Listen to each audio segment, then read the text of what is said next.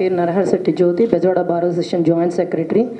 జగన్ గారి పాలన వివరించడానికి 1 నిమిషం 2 నిమిషాలు సరిపోదు. మైక్ పట్టుకుంటే 24 గంటలు కూడా సరిపోదు, అంత ఉంది ఆయన గురించి చెప్పాల్సింది. నా భూతో నా భవిష్యత్తు. అలాంటి సీఎం గారిని నేను ఇప్పుడు దాకా చూడలా. నాకు 45 ఇయర్స్, ఇప్పుడు దాకా అలాంటి సీఎం గారిని చూడలేదు.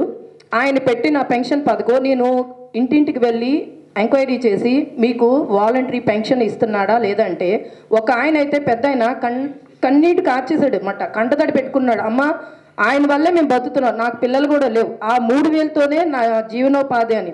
జగనన్న సురక్ష కార్యక్రమం ద్వారా మాకు మందులు అందుతున్నాయి, పిల్లలు లేనని బాధ లేదు. మాకు జగనే కొడుకు, ఇంకా మాకు పిల్లలు లేరనే దిగులు చింత మాకు లేదని చెప్పాడు. నేను నిజంగా ఆ రోజు చాలా బాధపడ్డాను కూడా. ఇంత గొప్ప వ్యక్తిని చెప్పే అవకాశం ఇవాళ నాకు వచ్చింది జగన్ గారి గురించి. జగన్ గారు నాకు కూడా అన్నే, నాకు తోబుట్టులు అంటాడు ఆయన. జగన్ గారి గురించి చెప్పాలంటే ఇంకా చాలా బతుకులు ఉన్నాయి. చదువుకోవడానికి పిల్లల్ని స్కూల్కి పంపించే వాళ్ళు కాదు, ఇవాళ స్కూల్కి పంపించడానికి తల్లిదండ్రులు రెడీ అయిపోయారు. ఎందుకంటే వాళ్ళు ఫీజులు కట్టక్కల్లా, బుక్స్ కొనక్కల్లా, తిండి పెట్టక్కల్లా. నేను మౌలానా ఆజాద్ స్కూల్కి వెళ్ళి ఎంక్వైరీ చేశా. మనం ఇంట్లో పెట్టేదానికన్నా జగనన్న గారు పోషకాహారం చాలా ఉంది.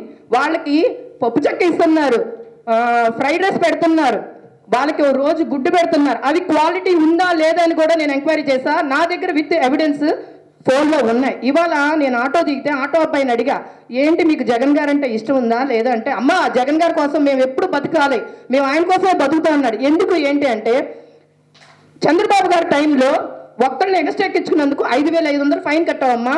ఇవాళ జగన్ గారి ప్రభుత్వంలో ఒక్కరిని ఎక్కించుకున్నాం, ఇంకొకరిని ఎక్కించుకోండి, మళ్ళీ రేపు నుంచి అలా చెయ్యొద్దని పోలీసు వాళ్ళు వార్నింగ్ ఇచ్చి వదులుతున్నారమ్మా. మేము ఆయన టైంలో, చంద్రబాబు గారి టైంలో వాళ్ళకి కట్టేసి 3 నెలలు 2 నెలలు పస్తులు ఉన్న రోజులు ఉన్నాయి. కానీ ఇవాళ జగన్ గారి ప్రభుత్వంలో పస్తు అనేది లేదు. ఏ ఇంట్లో పస్తు అనేవాడు ఎవడూ లేడు. అందరు కడుపు నిండా తింటున్నారు, పడుకుంటున్నారు, పిల్లలు చదువుకుంటున్నారు. ఇదంతా ఎవరి వల్ల? మన జగన్ గారి వల్ల.